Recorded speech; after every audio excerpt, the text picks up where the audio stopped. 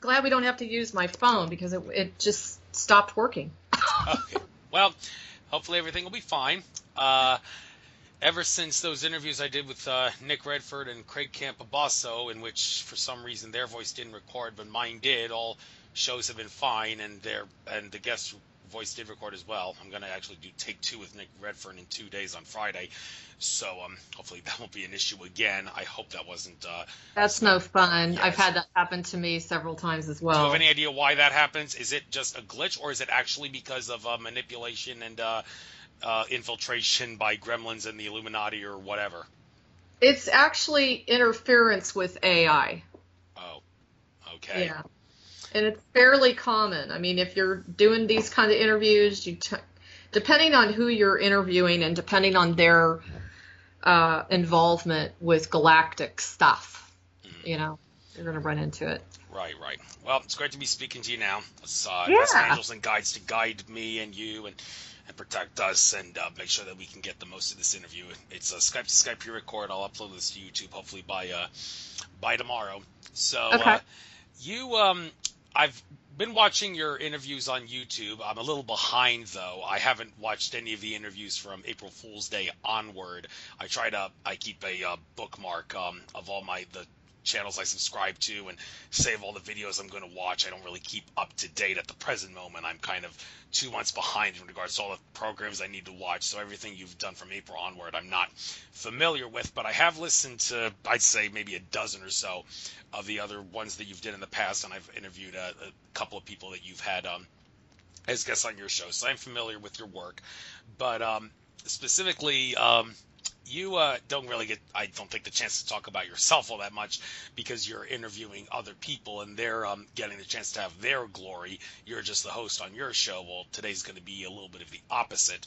I'd like to start off giving you the chance to do something that you don't do as much on your show, and that is introduce yourself. You can also, some hosts do this at the end of their shows. I prefer to do it at the beginning. You can give out your website, your contact info, and then give us your life story in regards to what happened in your life that got you to doing the specific galactic connection type of work that you do in the present day and look to do in the future. So your contact info and your life story regarding galactic connection work, you got the floor. Okay, thank you, Andrew. That's so kind of you to do that.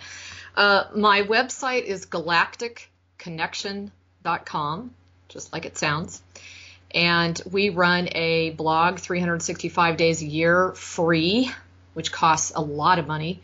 We are kind of like an online newspaper for alternative articles and information regarding healing, spirituality, ufology, conspiracy, ancient history, quantum physics, etc. And it started back in 2012. So I've been very, very diligently building that. I think we're up to almost 40,000 articles on the site. It's amazing. It's a total library showing us the transformation that we've been going through. And on top of that, I work in energy healing, and I'm an alchemist. And so I create very magical alchemical formulas. You can go up there and check that out as well. We have a team of healers as well that do various types of specialties, and everything from implant removal, which we're very, very well known for that. I was one of the first to announce that out on the public airways of the community and took a lot of heat because of it, as you can imagine. And so we have a lot of services from everything from just getting unplugged from the matrix, getting the implants themselves removed, helping the soul as far as removing fragmentation, sequencing the upgrades of DNA. Let me see, gosh, there's so many. You can go up there and check that out. And lastly, of course, I have a radio show every Tuesday afternoon from 3 to 4:55 p.m. on Station 2 on BBS Radio. And that will also be played on YouTube and Vimeo, just to name a few sources. So what happened with me, and that's a great question, is I grew up with a father who was a fighter pilot. And my family was very military oriented. And that gave me the opportunity to kind of dabble into paranormal conversations. My father had had several encounters, and they were benevolent. And he was, I believe, very involved in I'm just venturing to say there were downed saucers in South America that he was extremely involved in investigating. To the point where I was so young at the time, and I remember him just being consumed with reading book after book after book, and every single one of them was about aliens. And so, of course, that motivated me to ask questions. Hey, what is this? And my father and I were very, very close. We spent a lot of time together. And I used to ask him questions all the time about, the meaning of life. He was a very philosophical man and kind of a Renaissance man, way ahead of his time. And because of that, he really expanded my ability to just have the opening and the awareness that something outside of this planet existed. And he used to say it over and over and over again. So I knew he had seen a lot more. He obviously had very high level secret clearances, so he didn't share a lot of information. But what I can say to you, which is fascinating, is he never allowed us to live on an air base.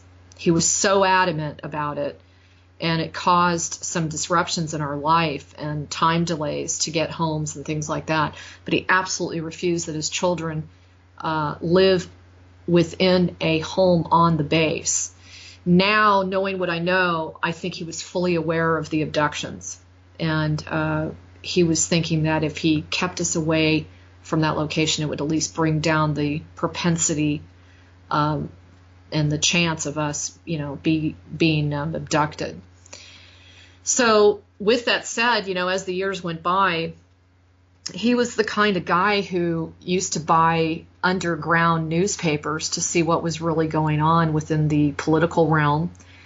And we used to have hours and hour-long conversations about what he saw in the corruption within the earth. So I already had that type of awareness. And, fast forward, I was in the corporate world for 20 years. I was very successful and, primarily involved in sales and marketing, management, that kind of thing. And then I had a radical car accident in 2001. And with that accident, I was severely injured from head to toe. I mean, just, there was barely one part of my body that did not have crushed tissue.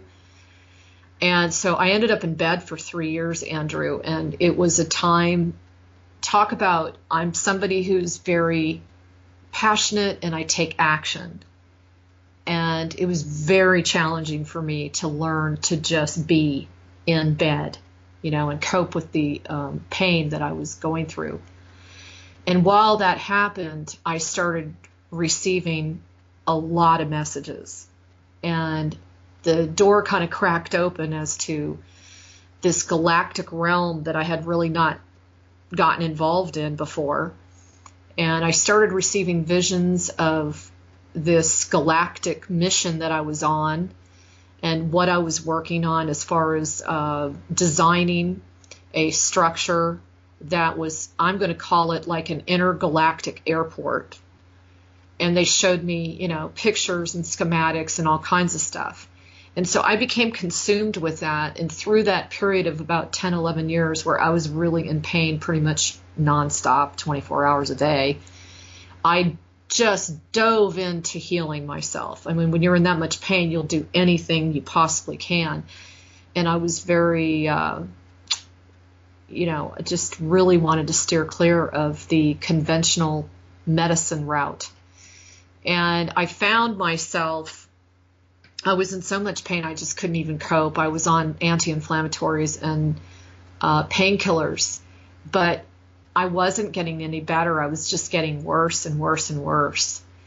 And so I made the decision to just, step right through the pain and face it head on. And that became kind of my journey into not only my own inner knowingness, but also the fact that I was already a very natural healer.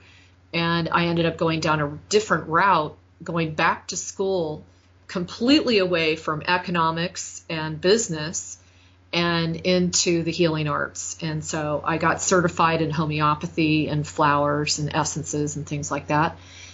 Found myself just so fixated with it. I must have put in, I've probably put in thousands upon thousands of hours making concoctions and working with my alchemy and perfecting my strategies and abilities and all kinds of things. And so that ended up happening. And then the next thing I knew, I woke up one night, and this is in 2011, and I woke up in the middle of the night and with a very stern voice that said, you need to get up and start building a website. And I said, what, are you crazy? I don't do that kind of stuff. I don't know how to build a website. And he said, listen, obviously your definition of urgency is different than mine. And all of us, I just kind of went, bam, all of a sudden the lights went on, and I realized I better get my butt out of bed and start. And I said, well, how many days do I have? He says, well, since you weren't listening, you only have 60 days. This needs to be up by April 1st.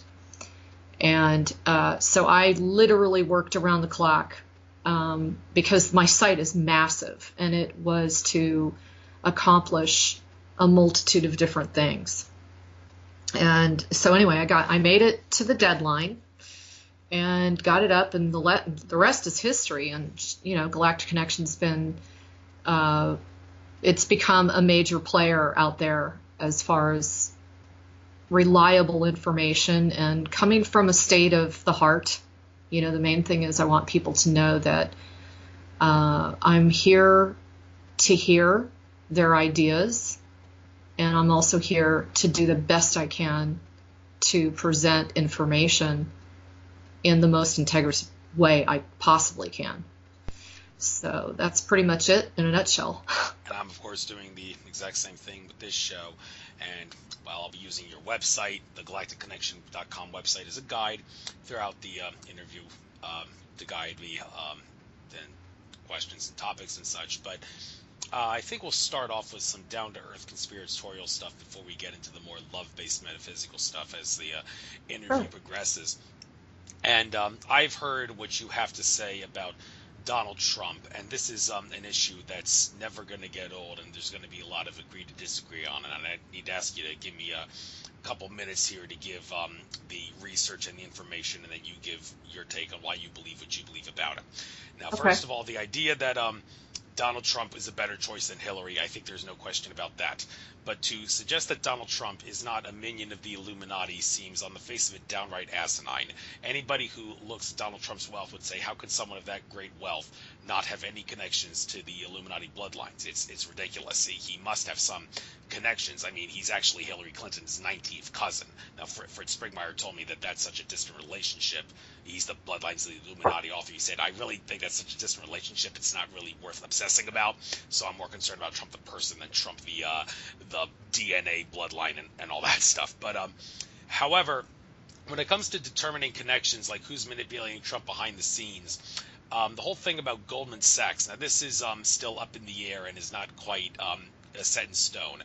The people that work for Goldman Sachs that Donald Trump has hired, some have asserted, like Alex Jones, have asserted that those people are guys who realize that Goldman Sachs is evil, so they want to leave Goldman Sachs and they want to work for Trump to try to make things right and correct all the bad karma that they created when they were working for the bad guys at Goldman Sachs. Although there are, of course, those who assert that's ridiculous. He's handing over the things to Goldman Sachs because he's in league with them. You're crazy if you think these guys have good intentions. Not only that, and by the way, I'm getting this from Cobra from 2012portal.blogspot.com. He's my source for this.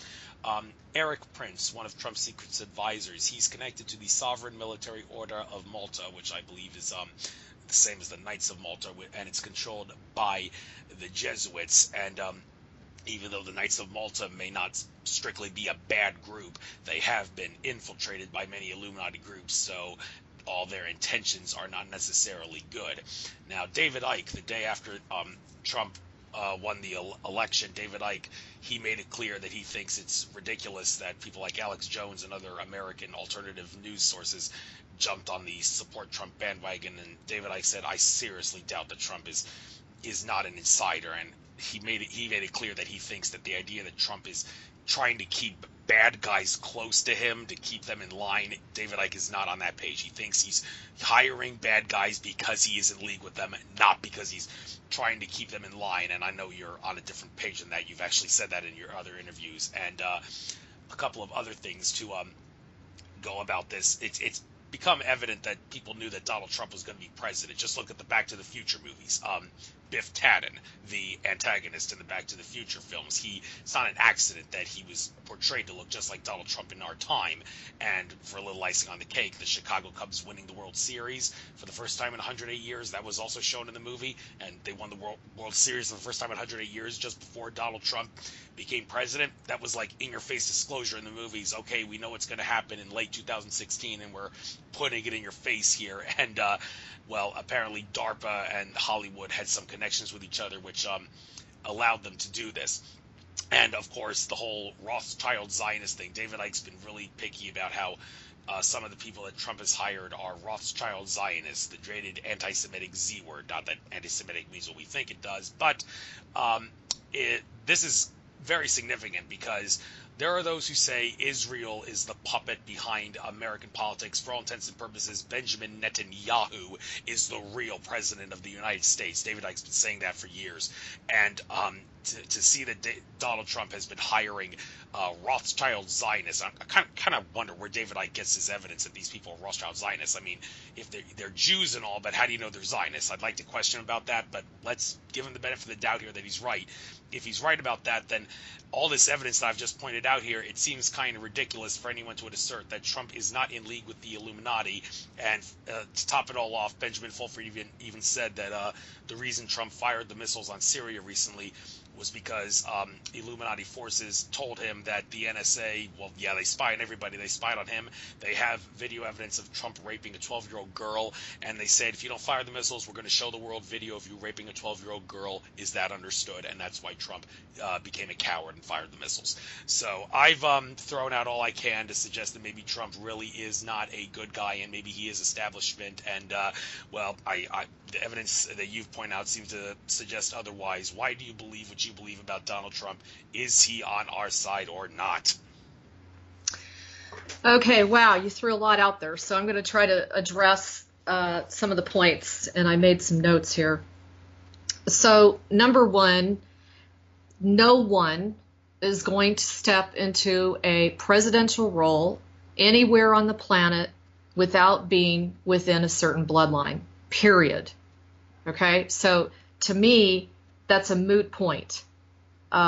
He wouldn't be there if he wasn't part of a specific bloodline. And that's just all I have to say about that. Number two, obviously, with his ties and the fact that there is definitely a question mark regarding his money situation, his financial support in Atlantic City, and the fact that that has Illuminati ties, I would not doubt that. I wouldn't doubt that at all. Again, no one is going to step into a presidential role without some of these ties. It would not be allowed.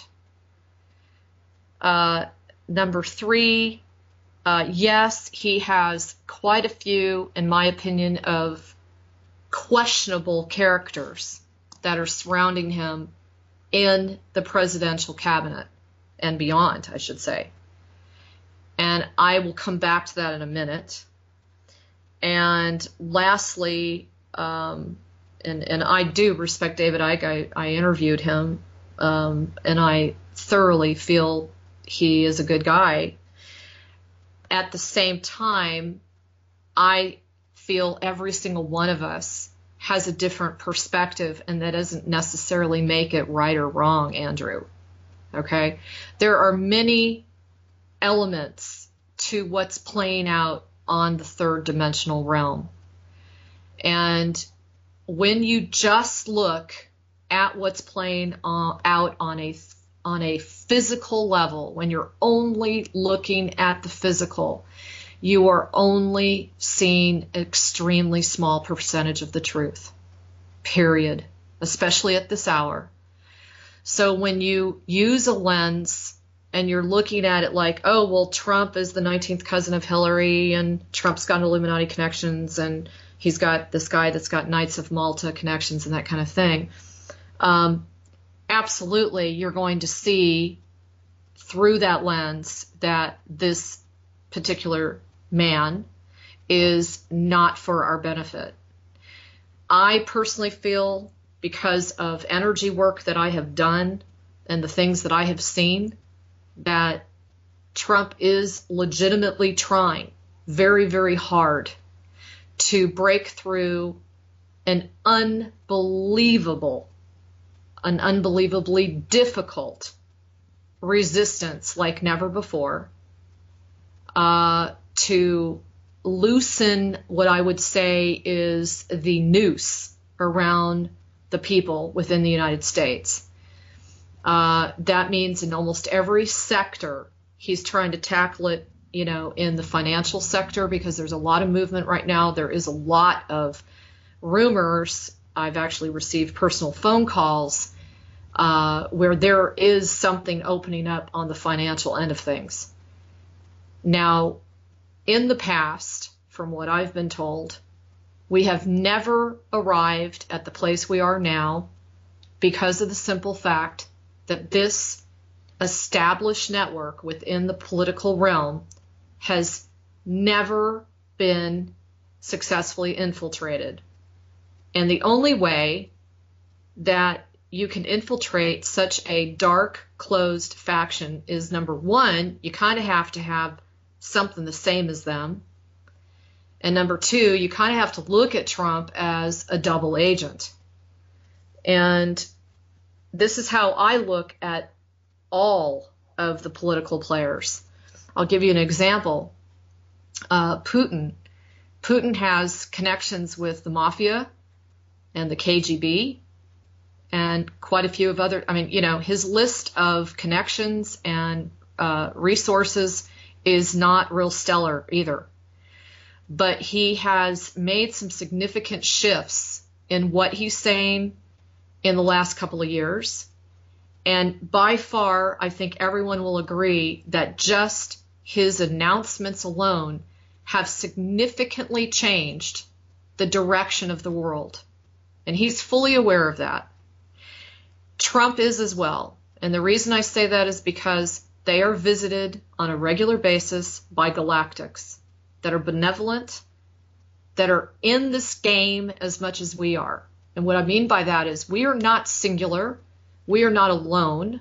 It is not all about, oh, wow, if we have a nuclear war, we're going to blow ourselves up, which is what the third dimensional news realm constantly focuses on.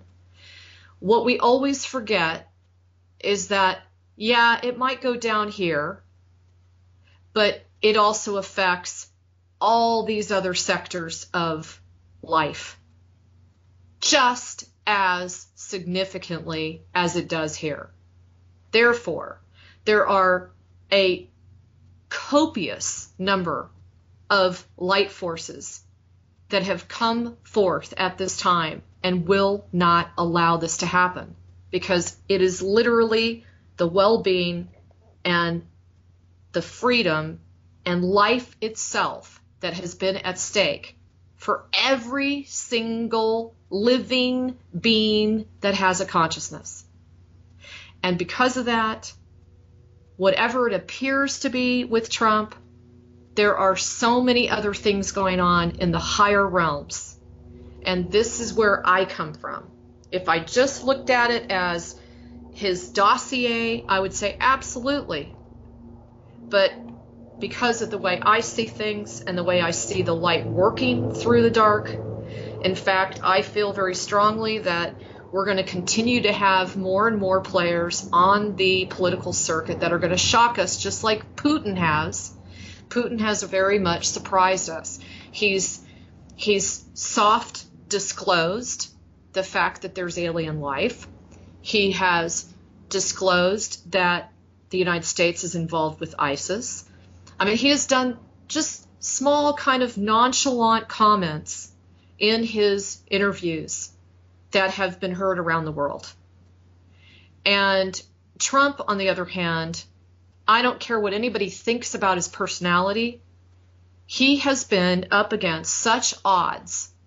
And if you pull back and you look at this not so third dimensionally, the number one reason he's receiving resistance, number one, is because there has been a cannibalistic force that lives off of the blood and flesh of beings in this realm, period.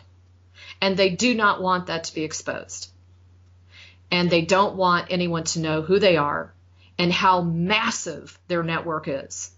And this is in the physical, 3D, realistic reality. So they're going to do whatever they can to create divide and conquer, create confusion, chaos, and even infighting amongst those of us that are within the realm of spirituality that we all really want ultimately the same thing. We all want peace, harmony, freedom. We want to be able to have our full connection with our higher self at all times. We want to get out of this imprisoned mind matrix. Okay? These are all the things that we ultimately want. We want to be out of suffering. We want to be out of war. But there's a humongous faction that doesn't even want that. And we have been so yielding to this force to take care of us, incarnation and year after year. And because of it, we've gotten ourselves in a pickle where we gave so much of our power away. We forgot who we really were. We're so heavily inundated with programming every which way. And we have literally become a group of beings that are very victimized. And it's difficult to take back action and your full identity and that sort of thing when you're coming from a victim mode. And these beings know that. The key is their days are numbered. And they are going down. There have been significant things that have happened in the last 72 hours that I'm not at liberty to share, but I did put a post out today. I would highly advise everybody to read it. It's from today, which is May 3rd, and it will give you a bit of an update. The point is that at these end times, magnificent accomplishments have occurred.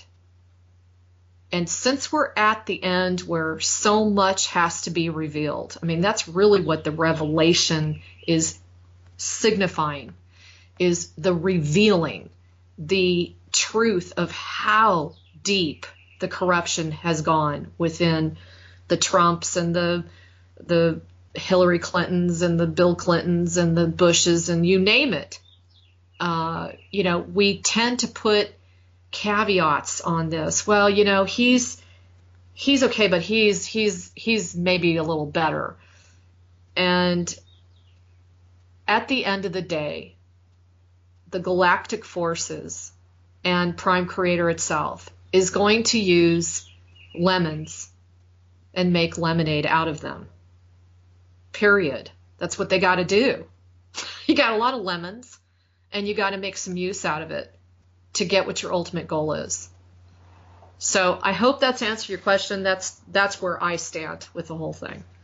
Yeah, and you brought up Vladimir Putin meeting with ETs. I've heard that I first heard that from David Wilcock, and I was like, maybe that's taking it to an extreme. But then I heard Brad Johnson, a Dronus contactee, talking about how that's actually happening, and yeah, Trump is also doing that.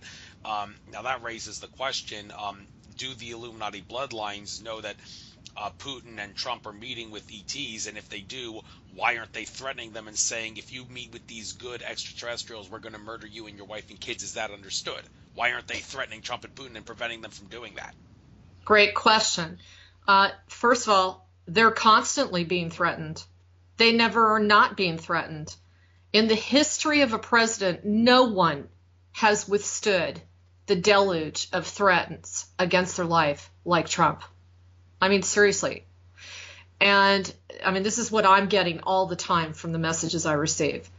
And the reason, first of all, it does not stop the fact that they're saying, hey, you better not do whatever. But when you really recognize that we are playing out a final act of a play, and the massive amount of, God, what's the word? The authority, the power, the capability of creator itself is so beyond everything that we're watching play out. Beyond it. Beyond any of our comprehensions. And this is why we all want to be here at this time, because we are victorious. And every single one of us has a higher knowing, we have a higher connection knowing that this was it. So, of course the threats are going on, but they're really going on more. It's not that the Galactics haven't tried to contact the Illuminati, Andrew, because they have. And it's not that necessarily, I mean, they say that some Illuminati are positive, God only knows, but it's not to say that all of the major players are not being regularly contacted. I would venture to say each and every one of them is now being contacted on a regular basis. It's almost like a common, normal way of life. This is why when you're running, when you're running the country and you're putting together your strategies, you're having to think in the more futuristic space perspective, because there's so much more interaction from Galactics. It's like it's become a way of life. Yes, yes. And Putin, it's been said that he sort of had like a Valiant Thor type experience back in 2014, and I'm thinking, I can't help but wonder, maybe it was Edward Snowden and him seeking asylum in Russia that inspired the ETs to do another Valiant Thor type thing, but like Valiant Thor with Eisenhower, but Eisenhower made the mistake of not deciding to make good on Valiant Thor's requests and all that. Putin, on the other hand, seems to have not made the same mistake Eisenhower made when he was given the opportunity with ETs in the War on the Street. It was like 2014, shortly after Edward Snowden had sought asylum with him. And this idea that how can they, like Putin and Trump and other benevolent, for lack of a better word, world leaders, not totally benevolent because they have some influence, but still they're trying to do good things. And how can they do these good things without getting like murdered? Well, I remember Cliff Hyde, the Webbot person. He made a video back in the day talking about how David Icke is the guy the powers that be fear the most. They wouldn't dare murder him, because if they were to murder him, it would cause massive amounts of karma, which would basically, everything that David Icke stood for would exponentially multiply if they murdered him.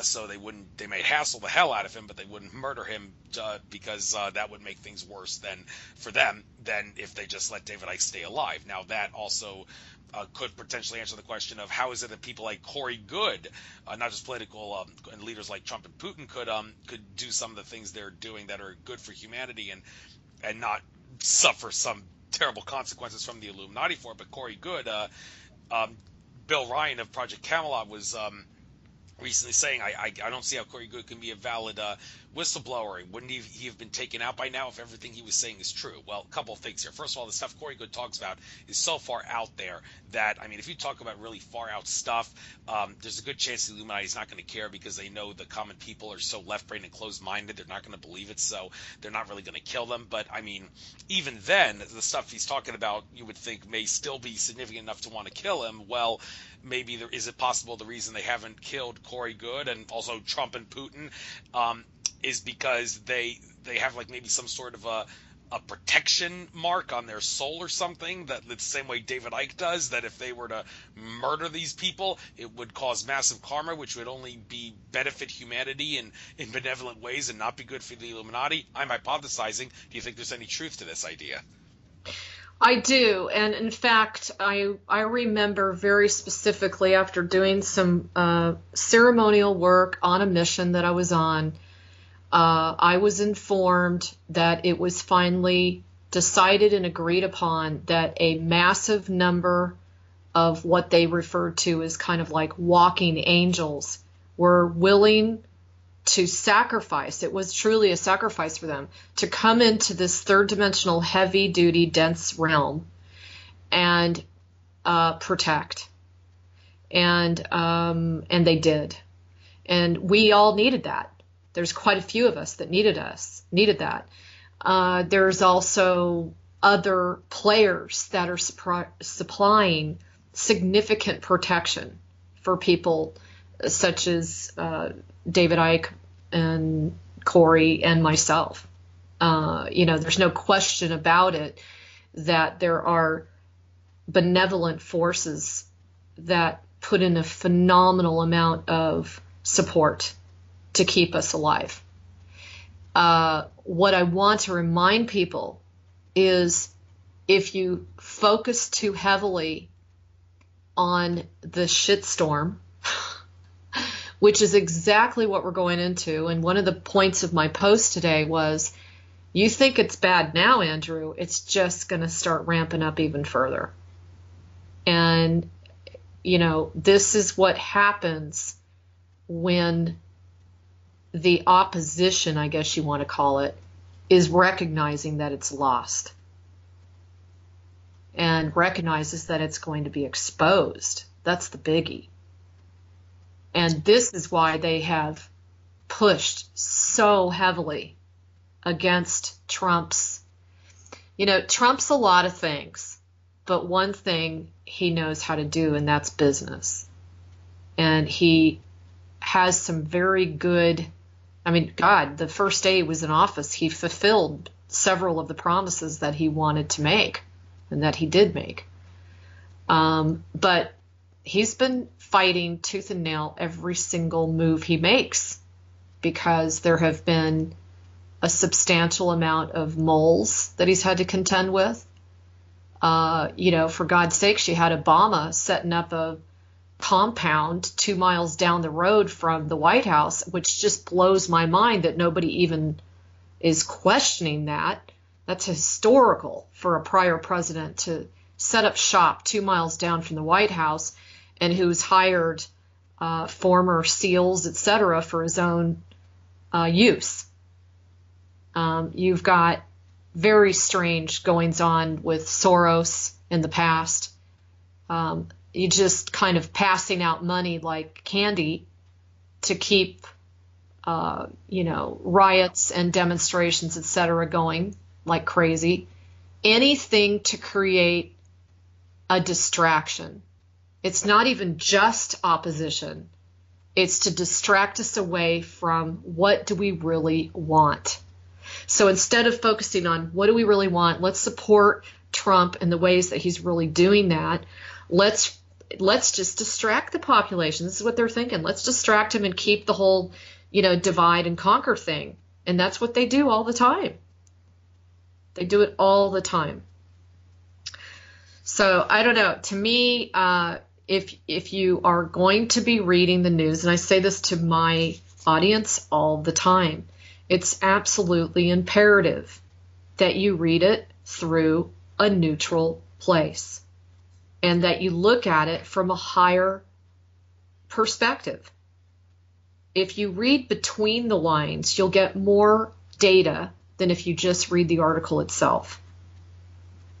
And this is what makes the difference between the alternative news community versus the mainstream community, which basically they put out an announcement and they've already proven that the same exact announcement that's on CNN is on ABC and CBS and you name it. They've actually proven that they all were reading the exact same message and material. right. That's not a conspiracy theory. There's definitely truth to that. Exactly. Right. Um, a little more thing about the present day that's going on here. The month of May, specifically, people that listen to this after this month probably may not see much significance in this, or maybe they will. They can look back on this month and see something. But I bring this up because Kelly Rosano, I listened to my astrological reading. I'm an Aries for the month of May. Kelly Rosano, I listen to her interviews her videos every month, and she talked about how Aries like me, we're going to be at the forefront of a lot of things going on this month of May because the stars are aligned in such a way that it's going to wake up humanity to a great extent about what our rights are and are not, and what laws government has and does not have authority to pass and inflict on us. And one incident that recently happened that I'm thinking is actually going to kickstart this whole thing that Kelly Rosano is referring to about realizing what laws and rights actually are and aren't is the unfortunate situation with Winston Shrout. Now, he was recently indicted on this past Friday on multiple counts of violating so-called tax laws and such. But anybody who is in the sovereign citizen movement, and even people that aren't in the sovereign citizen movement, could say that Winston Shrout, he did not break any laws. He did nothing wrong. His arguments are valid. But since the courts are corrupt, and I read the news articles about this, there was talking about how one juror in the jury was like breaking down into tears after all the jurors said that Winston Shrout was guilty, and they suggested that the judge was kind of trying to brainwash the jurors into not using jury nullification, and kind of makes you wonder why that one juror who broke down into tears didn't try to use jury nullification. And I'm thinking people are going to find out about the Winston Shrout case, and he said he's supposed to be sentenced on August 1st. But they're going to look at this, and it's going to cause tidal waves and earthquakes regarding people's understanding of what laws and rights are. I'm guessing that's what's going to happen. And I mean, Winston Shrout, if what you give is what you get, is Winston Shrout's goose cooked or not? I mean, some people would say, well, Winston Shrout, he keeps giving sovereign citizen advice that in practice is useless. If you want to beat these guys in the courts, you got to use their own laws to beat them black and blue. They're tyrannical and all, but they got to make really strict laws to keep themselves in line. So that gives us the opportunity to use the statutes and codes to go after them. Winston Shrout, on the other hand, he may do that, but then again, he gets all metaphysical and such with some of his work, so he's not really staying down to earth. And some people would assert that kind of maybe where his downfall is, because you can't expect to get all metaphysical and 4 and 5D when you're in a 3D environment like the courts and expect it to work. It doesn't work like that. You gotta be more down to earth and use their own laws to beat them. And some have even went as far as saying Winston Shrout, he kept making money off his theories and sovereign citizen guru material, and he kept doing it even though people like Dean Clifford, for example, took his advice and ended up going to jail all the time because these legal theories and sovereign citizen patronage things didn't work. So, but Winston, he never came. I interviewed him. He was a guest on my show. He didn't come across as someone that seemed like he wanted a lot of money. And he, of course, makes a disclaimer saying, "I'm not a lawyer. Please do not take my stuff as legal advice, and I'm not responsible for anything that happens to you." Blah blah blah.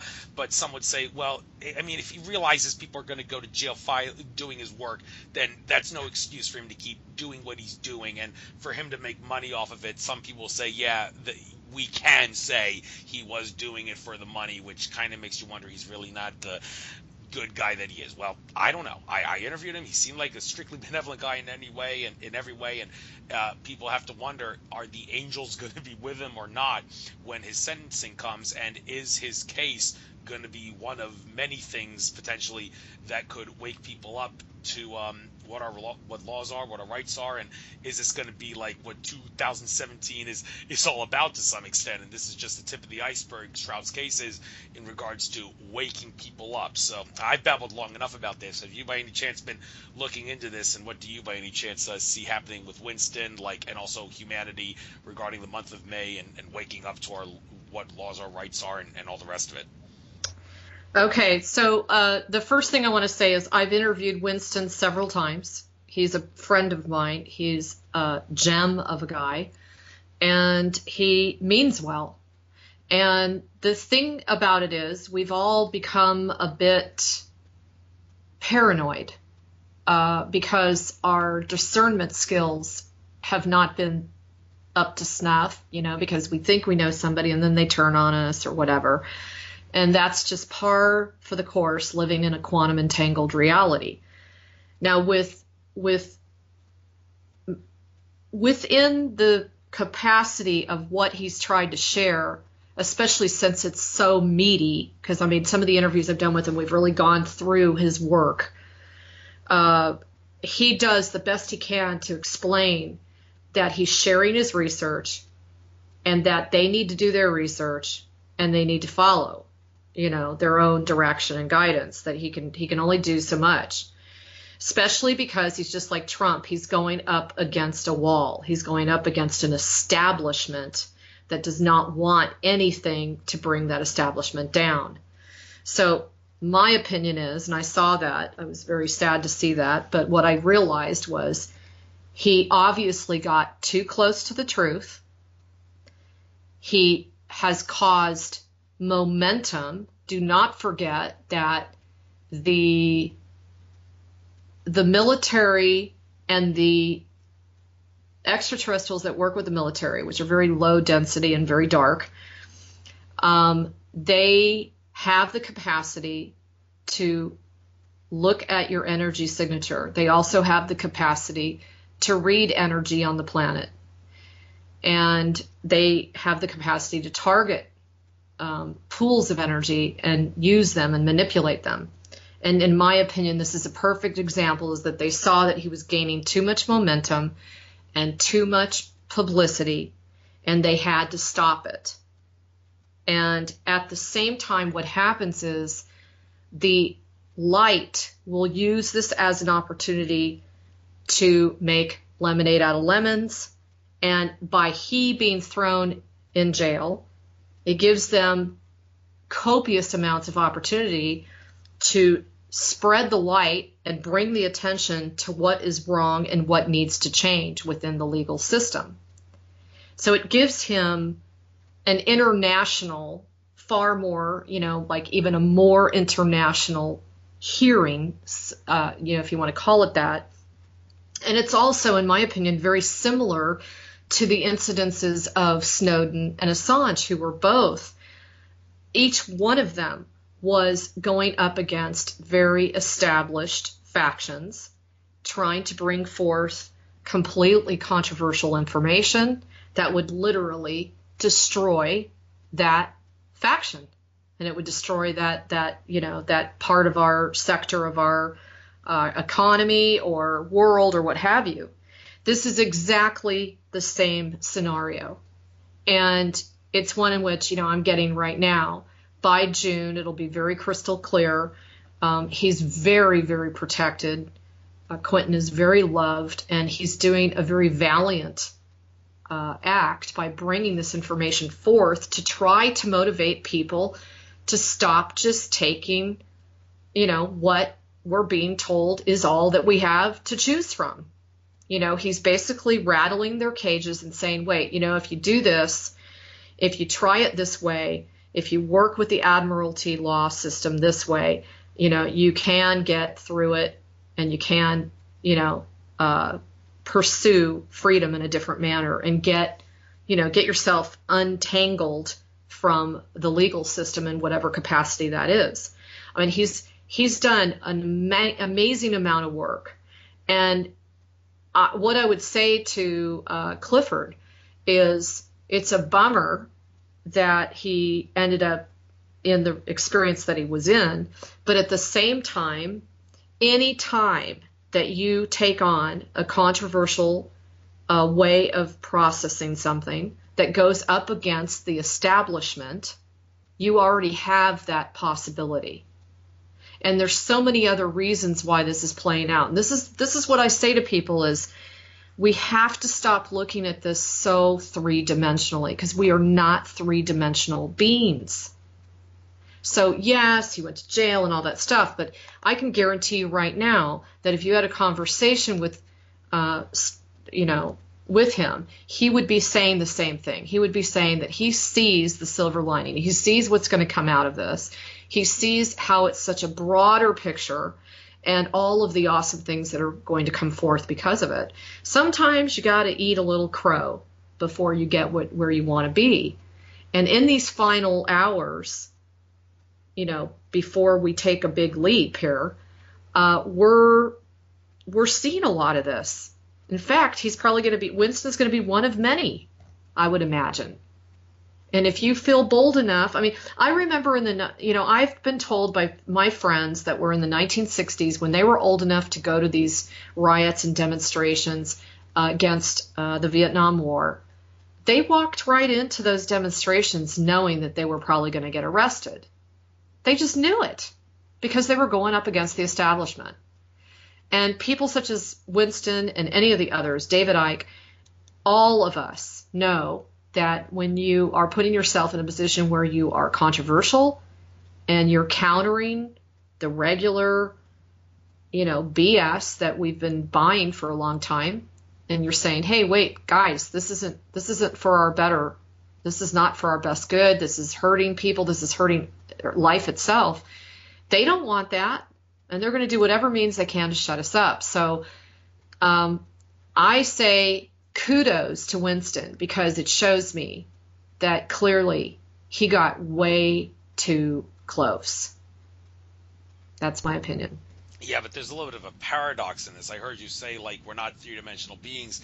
You got to understand that to beat them, you have to increase your consciousness. Well, however, that goes back to what I said earlier, kind of flies in the face of what I said earlier about using the powers that be and the court system's own laws to beat them black and blue. I mean, two people that I really listen to very closely in regards to this, Randy Kelton and Eddie Craig, the co-hosts of Rule of Law Radio.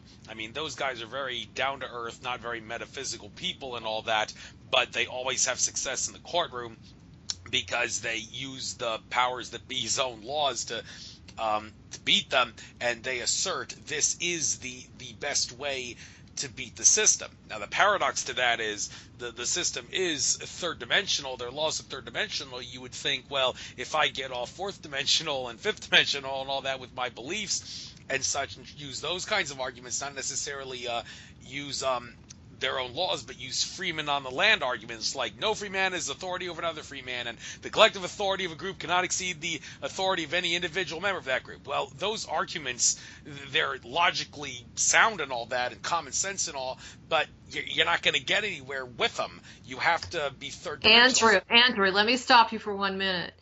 If you and I and a large enough group of people decided to do this, if enough of us decided to stop living so third dimensionally, they would lose all their power.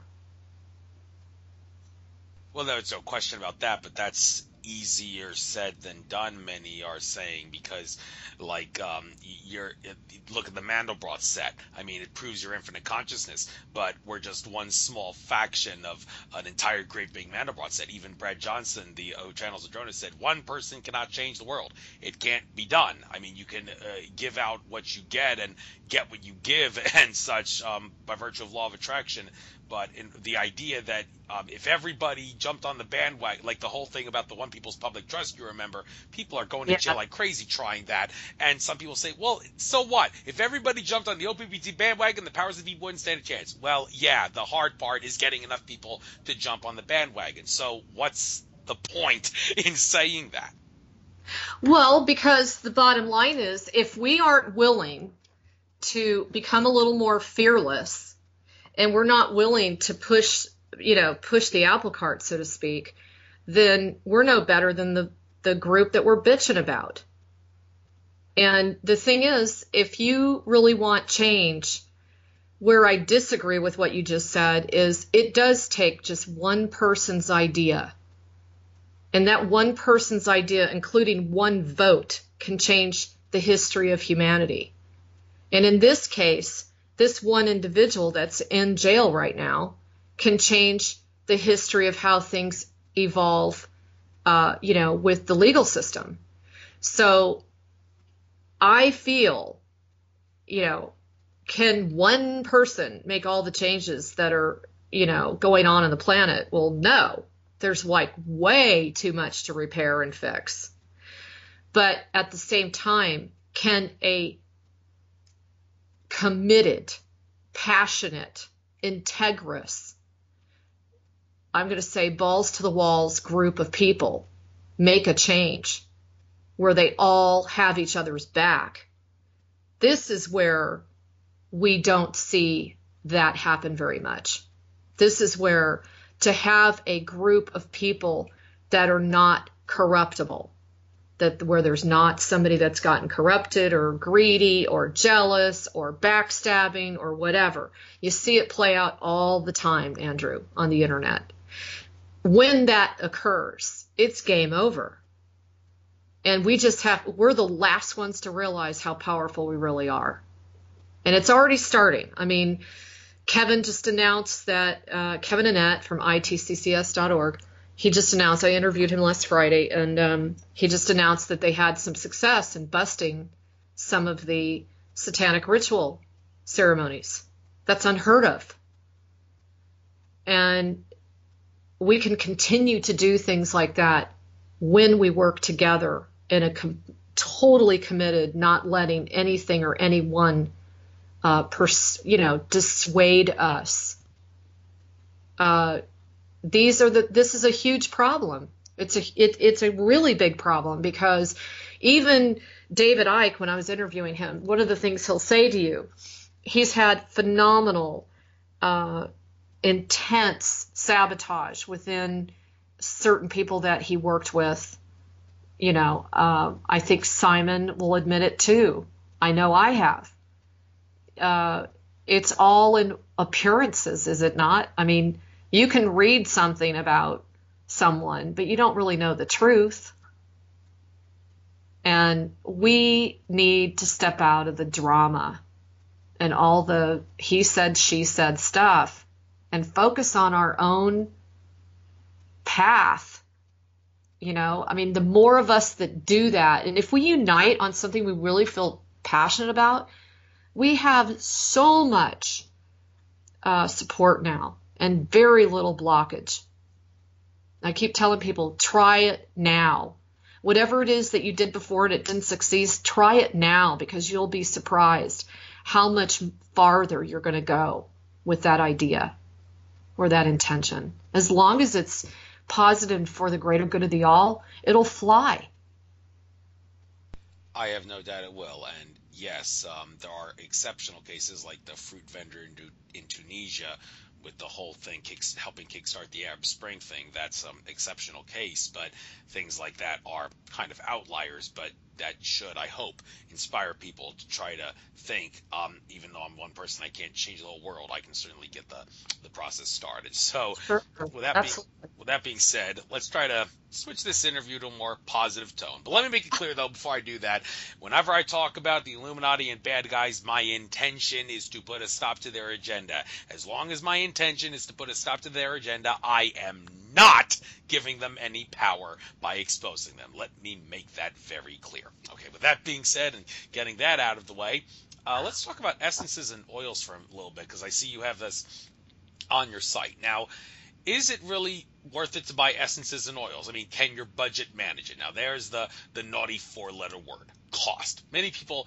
can't afford this. Now, I still buy shampoo and soap from the local CVS pharmacy down the street. However, I don't really obsess about cleanliness to a great extent, because I've come to the realization that it's not necessarily in your best interest to like soap all over your body and all that, because the oils on your skin are actually pretty good for you. Now, like when I'm in the shower and cleaning myself, and I don't mean to gross anybody out here, but the only parts that I actually use the washcloth to clean myself are my armpits, my butthole, and the area between my legs under my groin. That's it. I don't ever wash the washcloth anywhere else in my body, because I know that the oils on my skin are actually good for me, and I think that those oils on your skin can, in a sense, do the job that essential oils and essences can do if you can't really afford them. Now, can I afford them? yes, I think I can, but I don't really think I need them because I feel pretty confident in myself that I can still get from point A to point B with the stuff that CVS sells. As long as I don't use it the wrong way, and I think I'm not using it the wrong way, and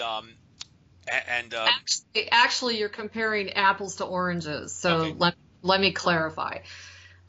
Essences they're an all chemical formula. That means they have alchemy, they have codes, they're made up of flowers, minerals, crystals, color, sound, and my encodements. They're basically kind of like a genie in a bottle, and it would be the equivalent of maybe going to a healer and receiving a healing, except the difference is you're receiving ongoing healings every time you take them. And they are made for various different types of, everything from ailments to wanting to increase your consciousness. I have a ton of them out there. Right now I'm about to release my kit, which is called Free Yourself from Quantum Entanglement. And it will be 8 master formulas with a vial that they can wear around their around their neck, and be able to take them throughout the day rather than having to find their bottle. But they're completely different. They're more of a healing mechanism and a very divine mechanism. Alchemy and essences have been around forever. I mean, they date back thousands upon thousands upon thousands of years. And I happen to be, I have done alchemy in just about every incarnation that I've looked into. So that's that. And then oils, the same thing applies. These are essential oils. They are not oils that you go and buy at CVS. CVS does not sell essential oils, I do not think. These are aromatherapeutically designed. They actually cross the brain barrier, and they also work with the medicinal aspects of the plant. They're distilled very specifically, and with my oils, they have alchemy in them. They're custom formulated, and they are specifically created to bring about healing. So it can be on, again, like a physical level, or it can be on an emotional, mental level. I have a whole new line of sacred Egyptian oils that I'm going to be launching. They're just magnificent. They smell divine, and at the same time, they are assisting people in purification and clearing in preparation for their ascension. So totally different scenarios. So obviously, you're not going to go down to the local CVS store to purchase this kind of stuff. This is something that comes from me. It's very specifically created with my assistance of Creator. And there are oodles of testimonials on my website. My reputation precedes itself as far as our integrity and what we provide.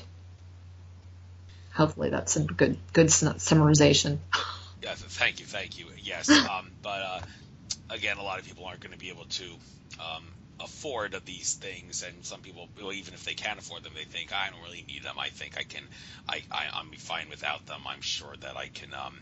Well, Andrew, that's true in anything, and if you're not drawn to take them, then you aren't drawn to take them.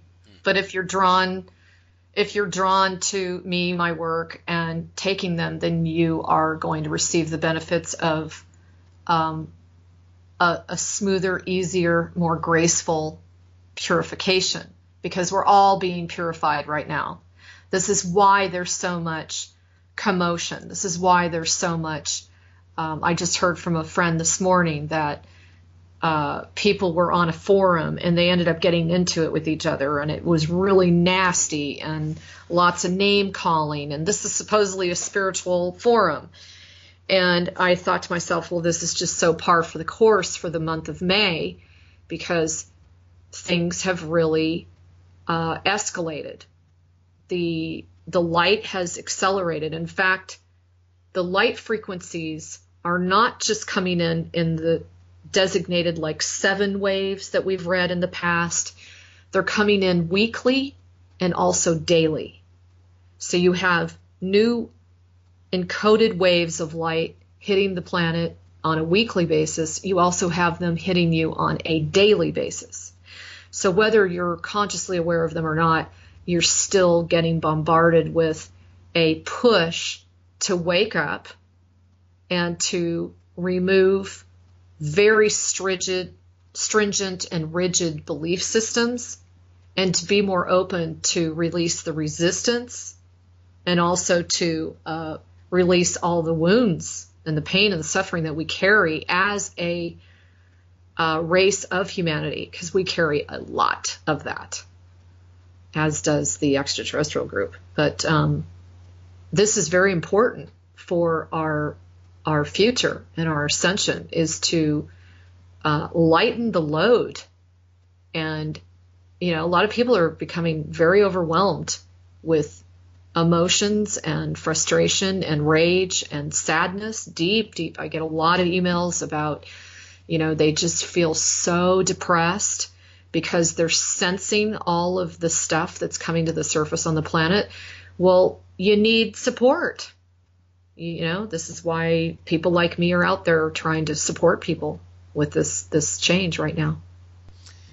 All right, now I'm doing the same thing myself, but since you mentioned that, and again, I do have to maybe switch gears back to some of the negative stuff, but again, it's for the good, and it's to expose the bad guys to stop them. But one incident that really that I really resonated with and I tried to get involved with was Tolek, the Andromeda Council contactee. He recently did a conference, last October, was in Arizona, where it was supposed to be a highly spiritual, metaphysical conference, a lot of love-based stuff, and he issued an apology a couple months ago, saying that he was informed that one of the male speakers at the conference, I'm not gonna, he didn't give any names, but I'm gonna hypothesize it was Stuart Swerdlow who he was referring to. Stuart Swerdlow kind of made a lot of people at that conference uncomfortable with some really bad vibes and such. He created bad vibes and said some things like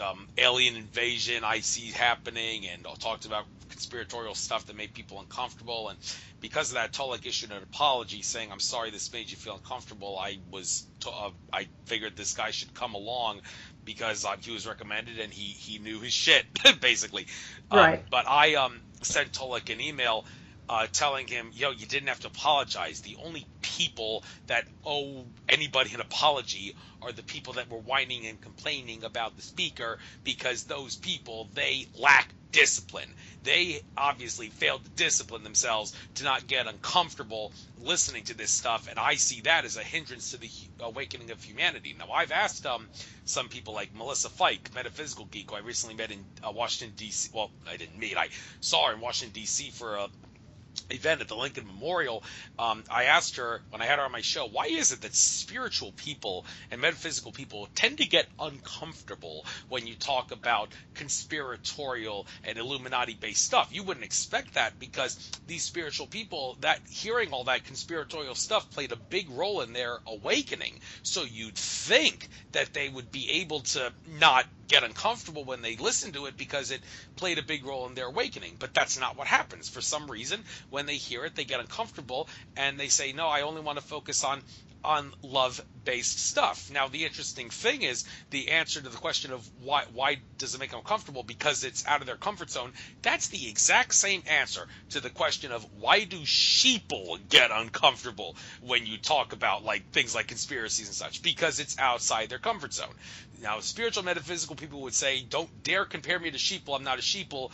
Well, you're not, but you're at the opposite end of the spectrum in a sense in regards to getting uncomfortable when you hear about hear people talk about negative things. And in that message I sent to Tolek, I said, if anything, maybe when you keep holding conferences, you should keep bringing someone who's going to talk about these negative things to teach metaphysical geeks some self-discipline and teach them how to not get uncomfortable. And if these people say, I don't like these people talking about this stuff, why would you bring them to the comments? I told like, well, you should tell them, well, you're going to learn to like it. You need to suck it up and discipline yourself to handle it, because you're being a hindrance to humanity's awakening by not sucking it up and disciplining yourself. So maybe I'm being a little extreme here, but I do seriously think that it's a big hindrance to humanity that sheeple and spiritual people both get uncomfortable hearing this stuff that's out of their comfort zone, and they both need to discipline themselves so that doesn't happen. So with that being said, Andrew, can I respond? Yeah. Okay. So first of all, were you at that conference? Yes. Okay. So was I, and I was the speaker. Okay. I don't know if you met me or remember me, but I was there in October in Arizona. I was on the panel, and I was also the moderator for the panel the next day. And it is not, I'm going to speak for the general spiritual community. It is not so much that we're uncomfortable hearing about conspiratorial information. There are two different types of people within the spiritual community. Basically, there are people that are they tend to be, I just want to hear all about love and light. And then you've got the galactic people. They're two totally different animals. Now, when you are galactic in your perspective, as well as spiritual, you have the capacity to see all the different mosaics involved in the communication. You have the ability to listen to an individual and see all the different areas in which they're coming from. And you're able to distance yourself and not take things personally. So it's not necessarily about the spiritual community as much as it's about maybe people that just want to keep their head in the sand and they don't want to hear something that's, dissonant to them. But what I can tell you, since I was there at that conference, it's kind of wild that you brought this up. I can tell you that the main reason that people got upset with Stuart Swerdlow is because of the vibe and because of the aggressive behavior and stance that was made throughout the weekend. And it was not about, oh God, we don't want to hear his opinions. It was not, oh gosh, he's a terrible person and I don't want to hear anything to do with conspiracy. It was more about the fact that if we cannot be in a room and allow one another to speak without speaking derogatorily about one another and not providing the allowance and the space for that individual to have a different opinion and a different way of seeing things, then where are we going?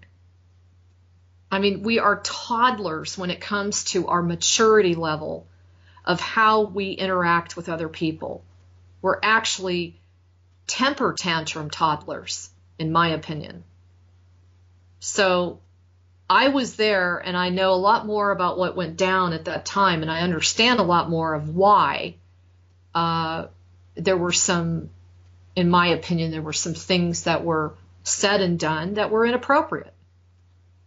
Now, with that said, I can understand there are people out there that say, oh, love and light, love and light. Well, that's not realistic either. I've said this many times. We walk within the camp of darkness. For God's sakes, we're in the third dimension. Many of us came from hundreds of dimensions higher than this. So, of course, we're walking in the sludge. We're walking in the heap. This is, probably almost as low as you can go. And we need to make choices on how we want to spend our time and who we want to listen to. If someone is if someone's making statements, well, and I believe one of the statements he made, which is why there was such a backlash to Tolek, who is a personal friend of mine, I think one of the statements was, he said, we don't have a prayer. It was something along the lines of, we don't have a prayer. It's gotten so bad. Da da da da. They're taking over. I forgot the exact wording. I just know that the majority of the people in that room were like, I'm not in alignment with this. I don't agree with this whatsoever. Where is this keeping an opening to conspiracy with spirituality and freedom? If I hear somebody say, we don't have a prayer, that pretty much is telling me that we're disempowered and we don't have any opportunity to make the change. And believe me, he's speaking from a very knowledgeable stance because his family is from the KGB. His grandfather created the KGB, and he's very, very well noted in mind control. And if you're going to, it's just like I said before, if you're going to go down that aisle and you're just going to look at something just from facts, just from statistics, and you're only going to look at it through this third dimensional realm, that's what you're going to receive as an answer. So that would be my response to what you just said. Yeah, I guess the only reason I don't remember you being there was because, well, this was before I became accustomed to your work. So, yeah, interesting. It's no fluff off my back. I mean, it's fine. But, it was, I can tell you honestly that just about every single person on the panel was extremely uncomfortable as well, because we also saw several reptilians standing around him. And when you're in my line of work, Andrew, and you're keen and intuitive to that sensory perception, it gets pretty creepy. Because you can see what's going on. You can see who he's hanging out with. You can see who's bodyguarding him and that kind of thing. Yes, glad we got that pointed out. Interesting you point out that there were reptilians around him. I can certainly go along with that. I did interview Stuart on my show. It was an interview to remember. About 95% of the comments people said were something to the effect of, the host needs to shut up and let Stuart talk. Interesting thing. But anyhow, it's just the trolls trying to have a field day with me. But anyhow, let's talk a little bit about, I guess, the specific ET races that you are communicating with, if you are communicating with them. I mean, these ET races that you're speaking with, where do they come from? What's their intention? How do they get here? What's the science behind how they travel from point A to point B? Are they like exploiting the fact that space and time are illusions, or are they actually doing it the really hard way and like moving through the illusion of space-time using some very sophisticated technology? So why don't you enlighten us on how our space brothers and sisters, who they are and where they come from, and how they get from point A to point B? I would say, number one, I communicate with, I'm going to use the word plethora of different beings because I'm on a lot of different galactic councils. And I'm fascinated, absolutely fascinated by the different ways of being, their different perceptions. Every one of them has their own strength as to what to bring forth for an optimal conclusion for every living being. You got to remember, on a galactic perspective, it's like, what is the greater good of the all? And so I communicate a great deal with the Pleiadians and the Sirians. I've also communicated a great deal with the Andromedans. There's a very small group of Orions. I could go on and on and on. I mean, there's just many of them.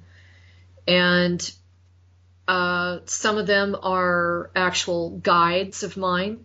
They appear, one in particular that I'll just describe right now, very, very large head, kind of that you would describe as the type of alien that we have seen in the past.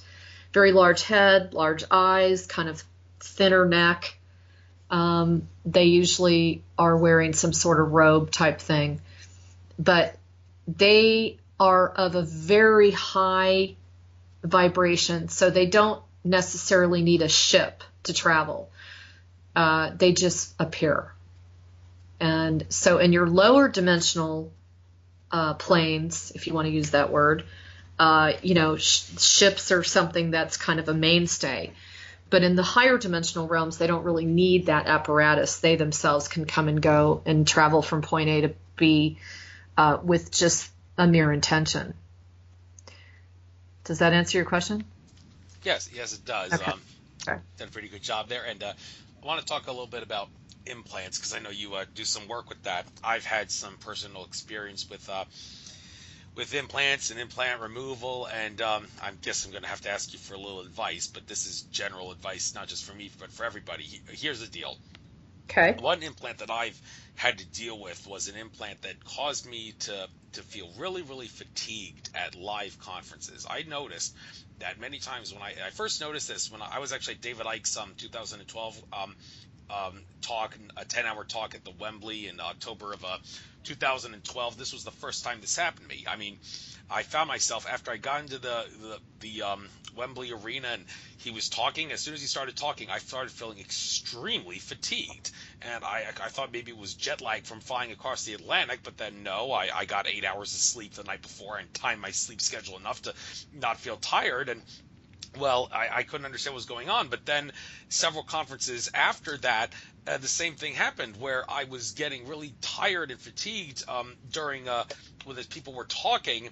And I was wondering what's going on. And I tried to take caffeine pills before then, and it didn't even work then. Sometimes. I mean, it was very selective in regards to which speakers it would happen to me and which didn't. But when it would happen to me, even after I took a caffeine pill, I was like, okay, this is really, really weird. Well, when I was at Ted Marr's conference, not this past conference, but the one last year in 2016 in June in Washington, Scott Lemriel was there, and I had the same problem when one of the people was presenting, and I brought it to his attention, and I was like, what's going on with me? I don't understand this. He said, well, actually, you have an implant. You have an implant that's causing you that. And I was like, oh, well, how can I remove it? And he said, well, there's some benevolent angelic entities around you that are willing to remove it if you ask them to. And I said, okay, I want them to remove it. And he asserted that they removed it. And at that same conference, one of the speakers there did have the ability to heal people and such, and I asked him to remove all implants, and he asserted that the next time I took a dump in the toilet, but the implants would be removed. And I thought, okay, this is great, I'm not going to have a problem anymore. Well, if from then on I didn't fall asleep during people speaking, but when I a couple months down the line, when I was at Rob Potter's Secret Space Conference in Mount Shasta, when Michael Salla and Corey Good were talking, I started feeling the sensation coming on again. I'm thinking, oh my God, the Archons must have implanted me again. Now, this raises the question, if you get your implants removed, what's the point if the Archons are going to implant you? Okay, well, the point, of course, is you got to find a way to prevent them from implanting you again. Well, that's easier said than done, many would assert. I mean, so what I have to do to, and anybody else, if once we get our implants removed that cause us to feel fatigued at conferences or whatever, what are we supposed to do to prevent them from being able to implant us again? Is it all like shielding us? I mean, talk about people like George Kavasilis and Andrew Bartzis. They get hassled all the time, not necessarily implanted, but hassled by malevolent entities, and they do spiritual work galore. And you think, well, if these guys can't prevent negative entities from hassling them, even though they're doing all sorts of healings and clearings and such, then how can anybody? I mean, you're infinite consciousness, you have the ability to do it, but there's got to be some ways that anybody like me and them could improve our ability to prevent the implants from coming back. So do you have any advice for me and anyone else who's become a victim of this? Yeah, let me start from the beginning, because you have a lot of stuff loaded in that question. So, okay, so first of all, Andrew, one of the reasons that you go to conferences and you start getting really sleepy is that is a classic symptom as well. When a speaker is delivering information to you that is kind of too overwhelming vibrationally for you to absorb, So a lot of times people will fall asleep when it's a really high vibratory level, and it allows your body and your consciousness to fully assimilate the information. Okay? So that the physical body isn't resisting the incoming encodements that you're receiving. So that's the first thing. Now, the flip side of that is when you go to some of these public events, you get bombarded. First of all, there's just like a lot of, it's unfortunate, but there's a lot of trolls and a lot of there's a lot of darkness, okay, within beings that come there that unfortunately have a, compromised intention. How's that? And so you're picking up on that. So you're getting deluged with that. Your body's really getting deluged with all these different types of frequencies. So that's another thing that's going on. And number three, when there is a large group of people, the government and those that have the technologies, they know that this is going on, and they will send frequencies to these particular, the people that are going to those conferences.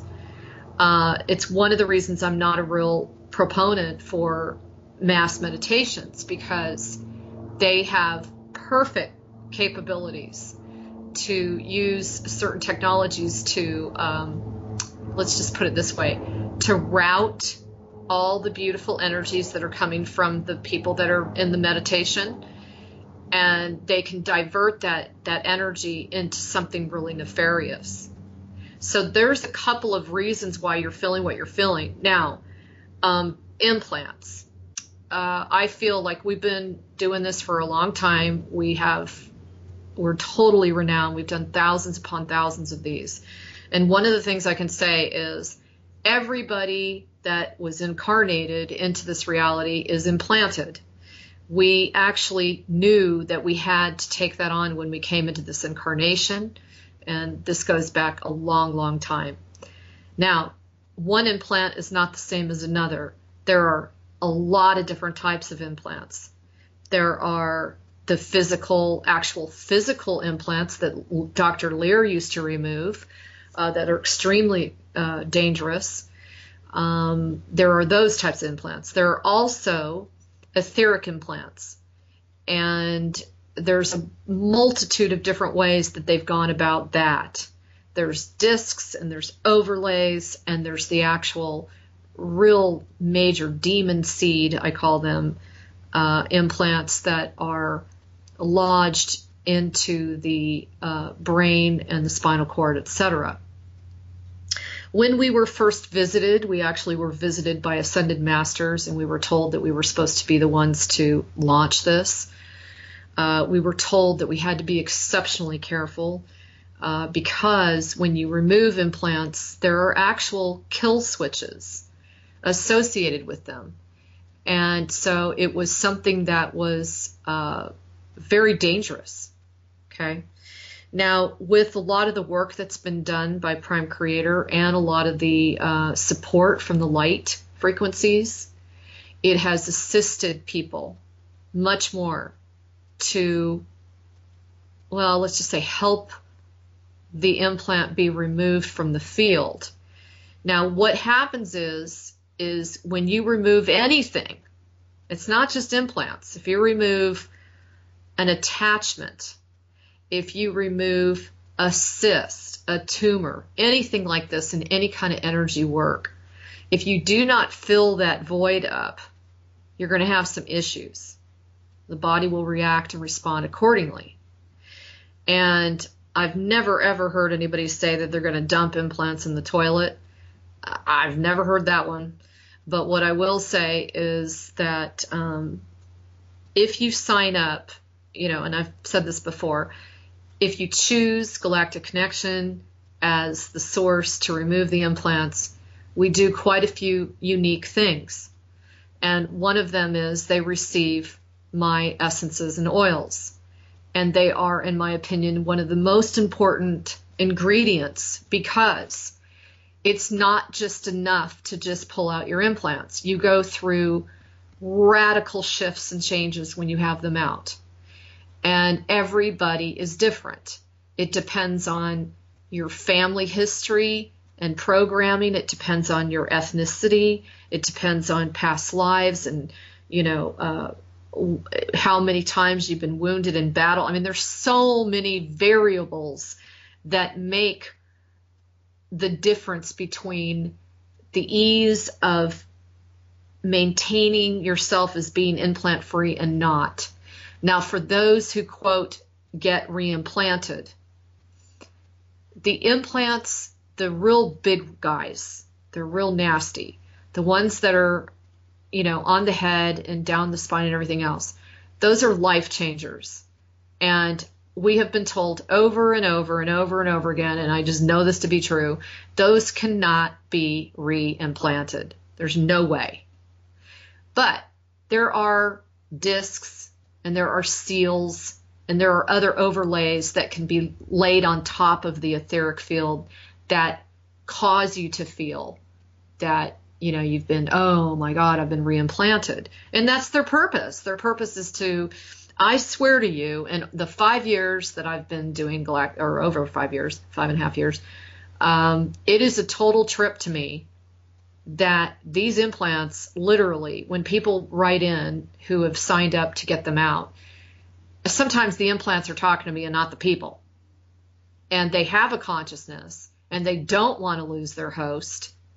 And they are pissed off because they know they're coming to an end because they're parasitic. And they thrive on keeping you in a state of imbalance, disharmony, fear, rage, and upset. That's what they do. That's how they're designed. They're designed to work within certain meridians within the body. They're also designed to work within the nervous system, and they're also designed in working with the other bodies. And so because of it, they create a lot of havoc. And when you extract them, depending on how dependent that person was in their rigid systems, their rigid belief systems, maybe their overly emotional systems. I mean, there's so many different things. No one person is the same as another with the implant removal process. And because of it, we have stellar results, and there are those occasional ones where they feel like, oh my God, what am I doing? Where am I going? And this is because they're literally being kicked in the butt to, as I say, fly their own ship, be their own boss, take authority, take the reins of their Merkaba, so to speak. And they're going from toddler to an adult. A lot of people are fully ready to do that. They've made the commitment. They're ready to step into it. They're ready to say, okay, bring it on. I'm going to get through this no matter what. But you're literally unplugging yourself from a kind of Medusa type technology, believe it or not. And it fiercely combats that. If the individual shows just the slightest amount of hesitancy or questioning or doubt, the implant already reads that. And the implant can do whatever it can to try to block them from going through with it.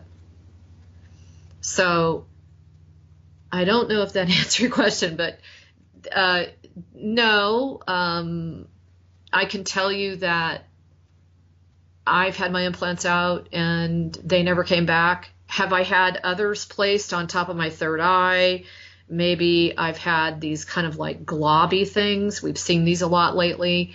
They just kind of like stick to your head. They're easy to remove. Those are a little bit different. Everybody's getting that kind of stuff because we're walking through a field of unseen beings that are, they're still around. But if you're really committed, no, you don't have to be reimplanted. And if you are reimplanted, it's with totally different, more up-to-date kind of implants that are fairly easy to remove. Thank you. I do think that helps. Moving on, switching gears here. Some things on your website here we're talking about. Controversial thing here. Project Blue Book. Now, this seems to be a love 'em, hate 'em kind of issue.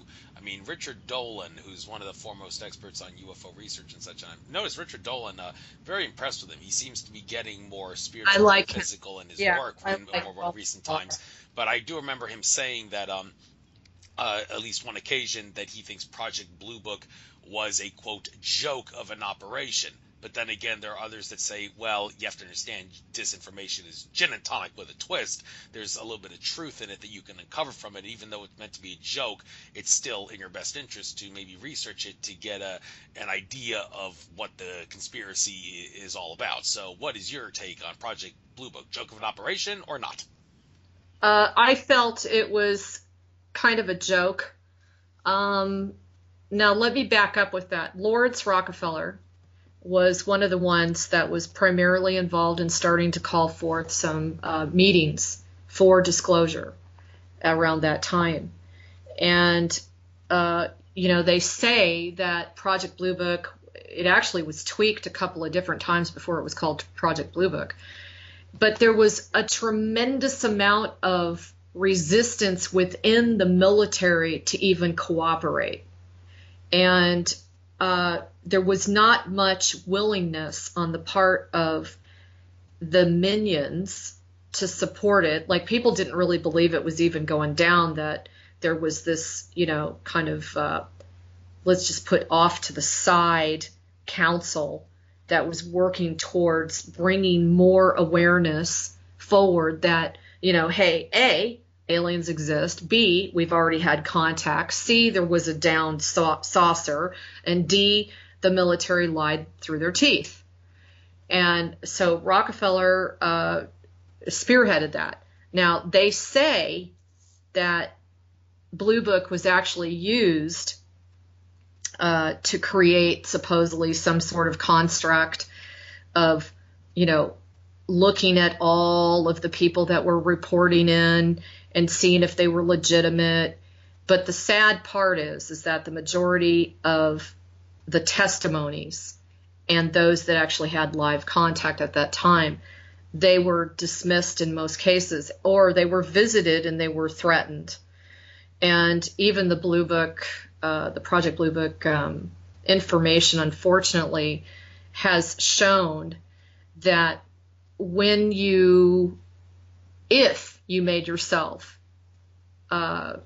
if you allowed someone to know that you had contact and then you received like a Men in Black, probably, coming to your door kind of thing, you never heard from that person again. And then they went into denial that these testimonies even existed, even though there were I think there were 400 to 600 reports. And the problem with the Project Blue Book team of people that were involved is they couldn't even gain access to them, even though they were supposedly supposed to have a Freedom of Information Act. So that is about the time that they spearheaded classifications. And, I'm sorry, this is classified. And then the classifications became such a mire of classifications within sub-classifications that it was almost impossible. If you got beyond one classification, then, oh, nope, sorry, you got to get through this red tape to get to this classification. So a lot of people, I personally agree with, it was like we were chasing our tail. Now, that's, again, on a physical, third-dimensional level. But if you step back and you look at what came out of it, it still was a piece of the puzzle to bring us where we are today, of the reality that this did occur.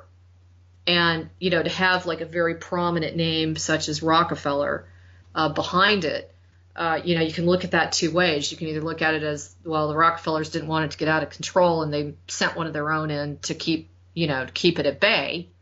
Or you can look at it the other way. It still brought some attention to the actual circumstance, and people would be able to say, well, gosh, maybe there's some legitimacy in this. So that's what I thought from all the information I've read. I know my dad was involved. He didn't talk about it a whole lot, but I know that the Air Force was up to their eyeballs involved in just a slew of sightings, because he was busy. I mean, I remember that. He was very busy with it. Kudos to him for being in the force and all that. Definitely an experience to remember, I'm sure, even though in some sense it was kind of a fraud in the sense, because wars are all illusions and all that, being manipulated by the powers that be on both sides. But hey, I'm digressing. Well, and Andrew, the thing is that's fraudulent on the part of the military, not on the people that joined that really thought they were going to make a difference. Oh yeah, no question about that. Yeah. Right. Okay. Looking at another thing here, 2 places up from Project Blue Book, I see a galactic view of Earth. Now I look at that and I think, okay, what would you see if you looked at Earth from the cosmos? Well, if you were to ask the poster boy for the flat Earth theory, Santos Bonacci, he would say it's nothing like what we've been led to believe with the globe Earth and all that. And I did watch that interview that you did with him. I mean, aside from the flat Earth stuff, he seems to have know what he's talking about. But I did have the chance to interview him and debate him about this. My listeners were not in the least bit impressed, and I must say I was very pissed off when I told him, hey, I'm going to upload my interview with you to my channel, but you can kill 2 birds with 1 stone and upload it to yours as well.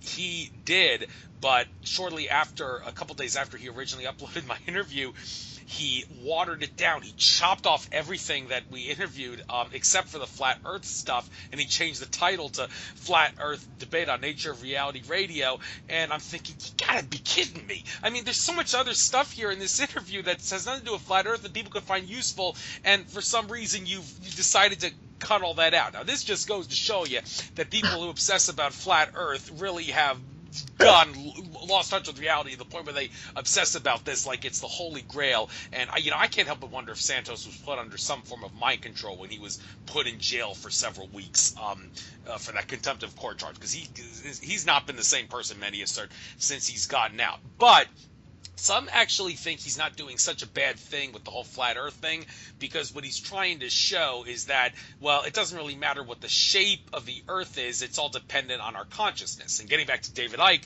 when he was once asked, is the Earth flat? The one and only time he said, well, what is Earth? What is flat?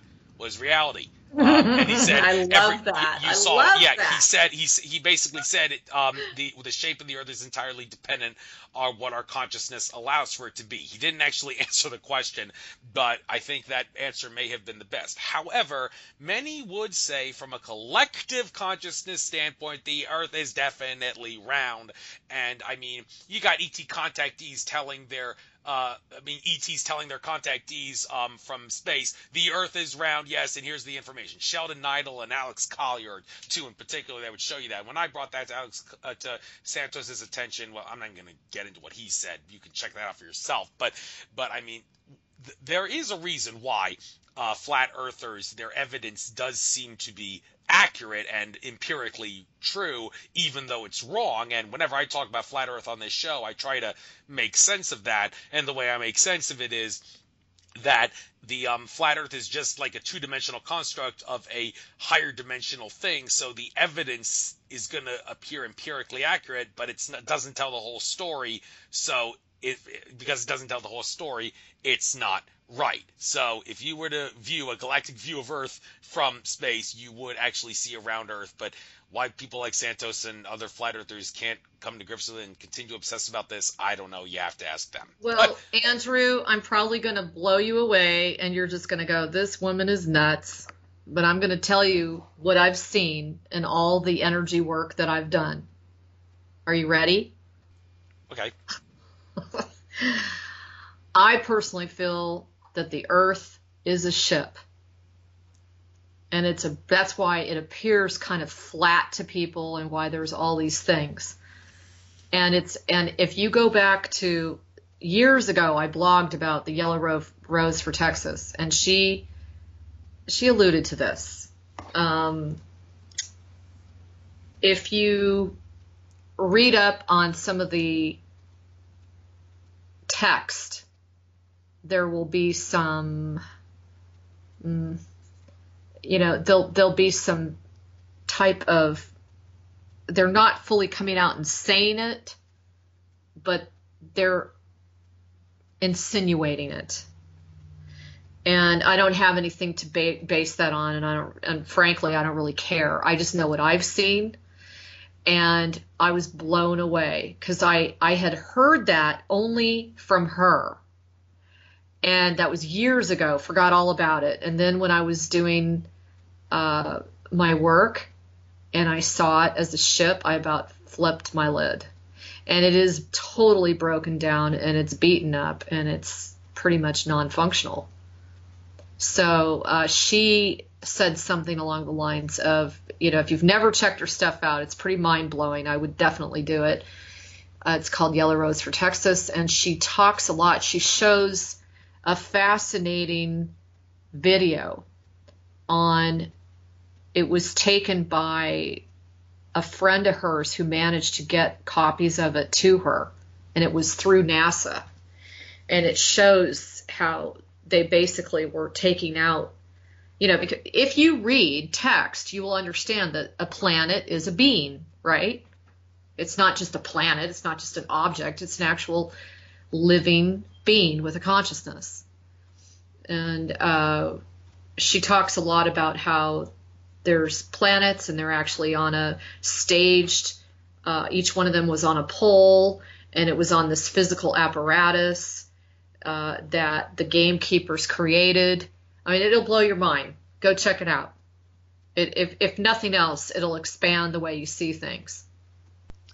Thank you. Definitely will. We'll get into that.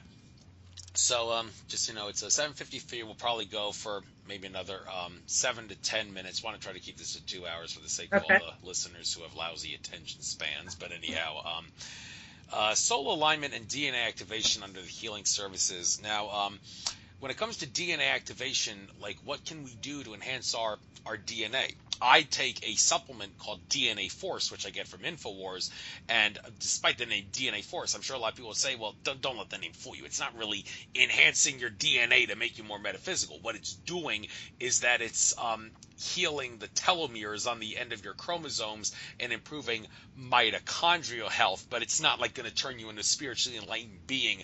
And the name DNA Force, don't let that fool you. However, I'm sure many would assert that compared to other supplements and other things we could be doing to improve our DNA, that DNA Force, because of the things it does in chromosomes, would, to a greater extent than other things, improve and activate our DNA's abilities, simply because it kind of improves the specific cogs and gears that are fully attached to the DNA, like the chromosomes and all that, if that makes sense. So let's start with DNA activation. Do you agree or disagree with the notion that supplements like DNA Force can potentially enhance your DNA in that way? Oh, I definitely think on a physical level that it will support you. I think that anything you take to try to unfreeze your pineal and anything associated with your ability to connect to your higher self is good, which is where my essences and oils come in to play, okay? Because we're spiritual beings in a physical body, not the other way around. So the other thing that really need to clarify is our DNA activations are ongoing right now as we speak from Creator. Okay, so all these light frequencies and encodements are going on all day long, every day. And we're being activated by that. We're, you know, it's waking us up. It's, it's helping us activate our Kundalini. It's doing all sorts of things. Now, above and beyond that, when you do the DNA activation, it's the second part of the implant removal process, it's really key because it goes back to the days of so many different extraterrestrial races have tweaked and screwed with our DNA. And so many have manipulated it from its original blueprint. It's unfortunate. You hear people say, well, that's good for us, or, oh, that's not so good for us. But the bottom line is, it's a distortion from the original blueprint, period. Okay? So what we're trying to do is bring you back to an original state of your DNA and realign the DNA itself. So the activation, we're already kind of meeting Creator with the activation because that's going on all the time. And then the soul alignment is super important because once you have your implants out, you start really you actually process things in a different way. You feel things in a different way. You see things in a different way. And you then become a little bit more of an open door to the other aspects of your being. And it's really important that they're all on the same team working together. So the soul alignment and the DNA are really important to kind of what we're ultimately trying to do is once you go through something, it can be drastic to get your implants out, but it's like awesome. I mean, I remember when I had my implants out, I could not believe how free I felt. It was just unbelievable. I mean, my biggest wish would be that everybody on the planet did this to themselves, but that's not really going to be a realistic, thing to happen. But those that choose to do it, you truly are removing yourself from this grid, this impervious, stronghold that you've been in for such a long time. I think you're like me where, when you were younger and you would have, issues in school or whatever, and you come home and you just be scratching your head like, I can't understand how that happened. It's like nothing made sense. Nothing in this world makes sense, and it's like, well, why is that?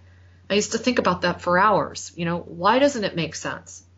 Well, that's because we're in a distorted reality, and our DNA is distorted, and our cells are distorted, and our souls are distorted. Everything about us is distorted, and we've been gigantic experiments in a petri dish for every single freaking extraterrestrial race practically out there.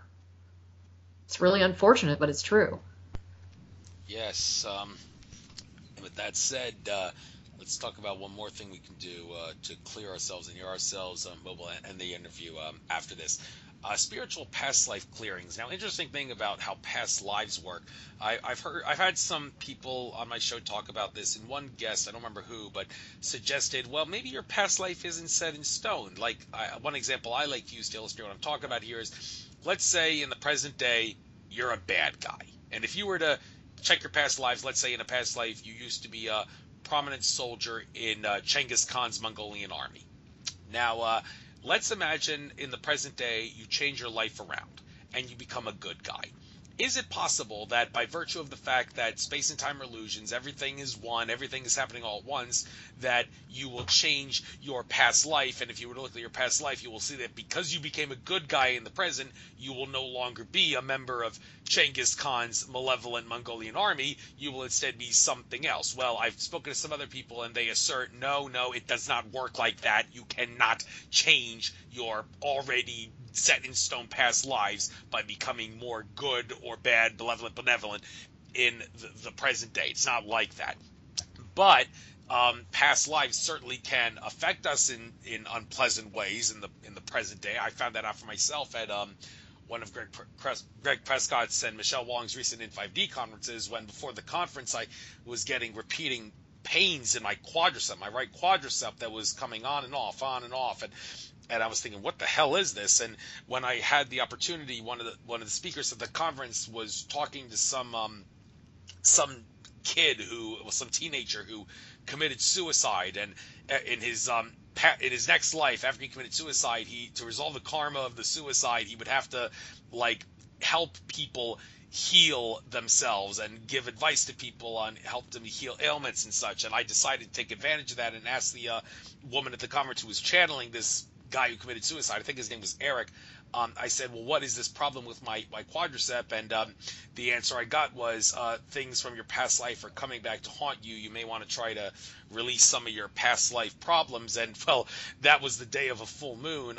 Greg, Michelle, I, and a bunch of other people at that conference went to the 99.9% quartz crystal sand beach after sometime of that night, and at that time we had the opportunity to release anything that was bothering us, release any unpleasant things in our lives, and I took advantage of that. When it was my turn to state what I wanted to release, I said, okay, release everything in my past life that's a problem, especially the stuff that's causing this pain in my quadricep. And then from that day onward, the pain in my quadricep was gone.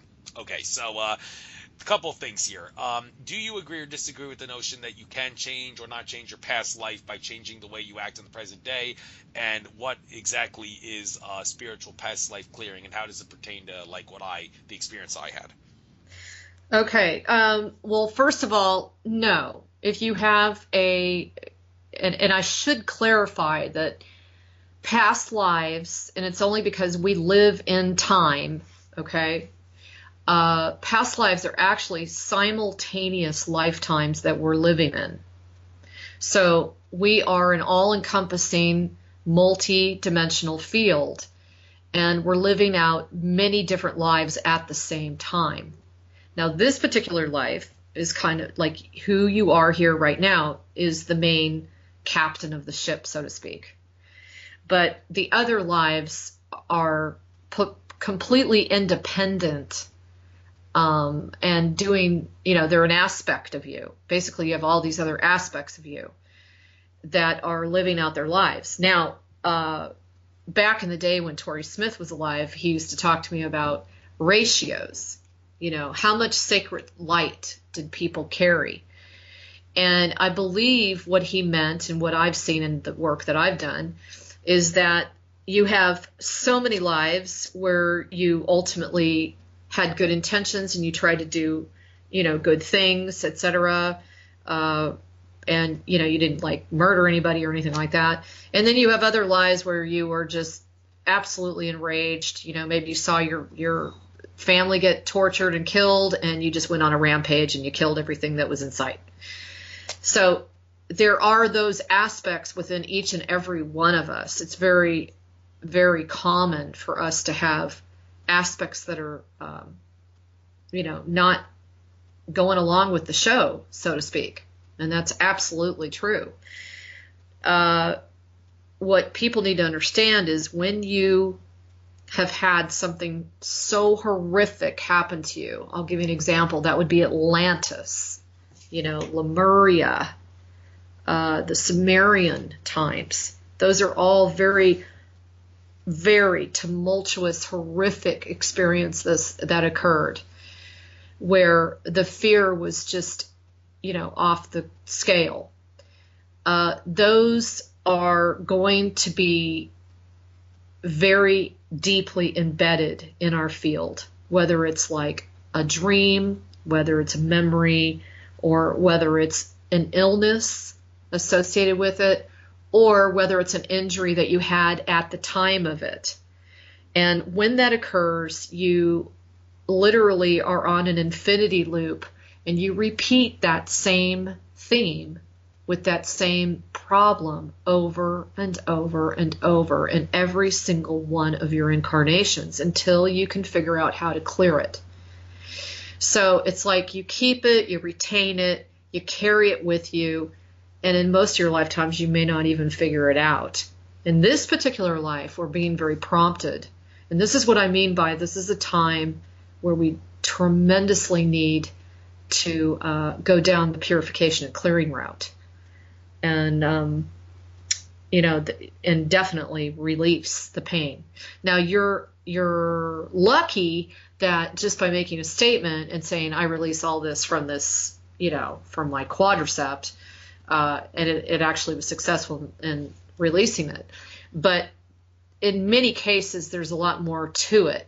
You have to get down into the original point of trauma. You have to get into belief systems that you've held from that time. And in many cases, you're going to want like a healer's assistance if you're really hitting your head up against a wall. So hopefully that answers your question. Well, I think I was lucky in the sense that it was the night of a full moon, and I remember it was supposed to be cloudy and all that, but when we gathered on the beach, the clouds all cleared up as though the moon was coming out specifically for us. No magic, strictly metaphysics. So, yeah. All right, so I guess that's a good way to end the interview here, saying it's not magic, it's metaphysics, and leave it at that. It was great having you on.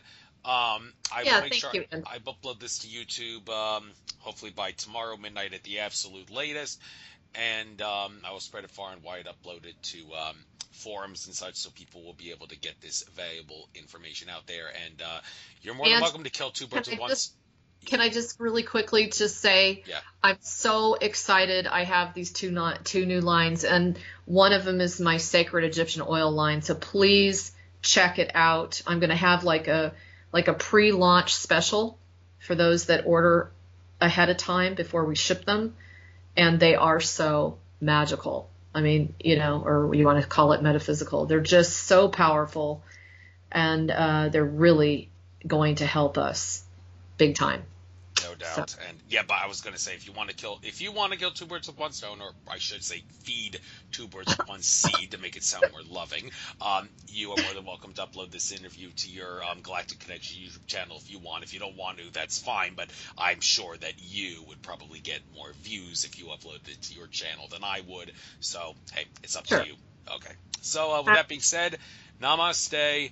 Hope we have a great month of May, and enjoy the rest of your trek without infinite consciousness. Bye, everyone. Thanks for listening. Lots of love. Bye-bye.